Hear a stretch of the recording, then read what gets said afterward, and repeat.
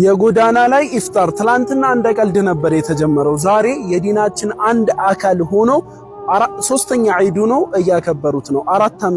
አራት ዓመታትን አመት ጠብቀው እያከበሩት ይገኛሉ። ትልልቅ ዑለማዎች ፈትዋ ሰጥቷቸዋል። ይህ ነገር ቢድዓ ነው፣ እረፉ፣ አላህን ፍሩ። ነገር ግን ያው ዱንያ ከዲን ጋር ሲቀላቀል ያስቸግራል። መውሊድን ለምንድነው ቢድዓ እያልን የምንፈረጀው? አምለሁም ሹረካ ሸረዑ ለሁም ሚነ ዲኒ ማ ለም የእዘን ቢሂላህ ለነሱ አጋሪዎች አላቸው እንዴ? አላህ ያልፈቀደውን ዲን የሚደነግጉላችሁ ማን ነው? ለናንተ ይህንን ዲን የደነገጉላችሁ? አላህን ፍሩ። በጎዳና ኢፍጣር ላይ ብዙ ሙንከራቶች አሉ። ሴትና ወንድ ይቀላቀላሉ። ወጣቶች እርስ በርስ አጉል የሆነ እስከ ዝሙት የደረሰን ነገር ውስጥ ይገባሉ። ከዚህም ከቢድዓነቱም አልፎ የወንጀል መድረክ ነውና አላህን ፍሩ፣ አላህን ፍሩ፣ አላህን ፍሩ። እንዳትሄዱ፣ እንዳትሳተፉ። ሰላም አለይኩም ወራህመቱላህ።